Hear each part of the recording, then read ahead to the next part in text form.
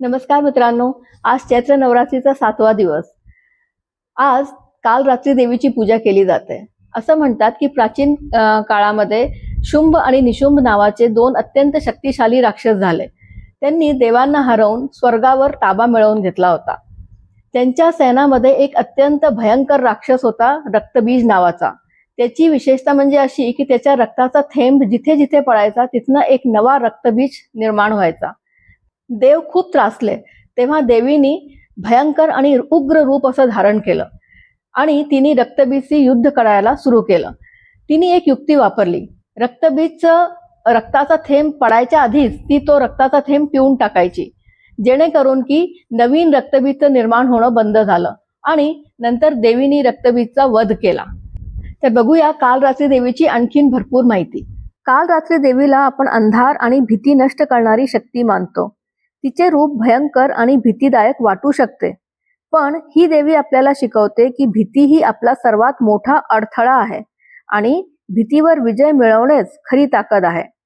आजचा दिवस आपल्याला सांगतो की आपल्याला मनातील अंधकार, शंका, असुरक्षितता आणि नकारात्मक विचार दूर करणं आवश्यक आहे. जीवनात अनेकदा आपल्याला भीतीमुळे निर्णय घेणं कठीण वाटतं किंवा आपण नकारात्मकतेत अडकतो. काल रात्री आपल्याला सांगते की भीतीला सामोरे जा आणि तिच्यावर विजय मिळवा. काल रात्री देवीच्या दर्शनाने आपल्याला स्फूर्ती, आत्मविश्वास आणि मानसिक स्पष्टता मिळते. आपले मन स्थिर होते, विचार शुद्ध होतात आणि आपण सकारात्मकतेकडे वळतो. आज आपण स्वतःला एक प्रश्न विचारूया. मी माझ्या भीतीला सामोरे जाण्यास तयार आहे का?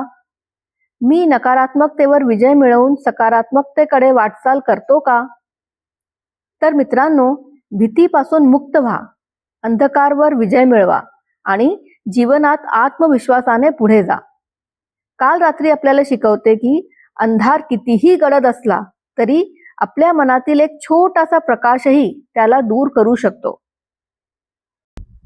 तर मित्रांनो, तुम्हाला जर माझा हा व्हिडिओ आवडला असेल तर प्लीज याला लाईक करा आणि दुसऱ्यांसोबत शेअरही करा आणि मला कमेंट करून सांगा की तुम्हाला हा व्हिडिओ कसा वाटला, जेणेकरून मी पण आणखीन उत्साहाने दुसरे व्हिडिओ तयार करेन. तर भेटूया पुढच्या व्हिडिओमध्ये.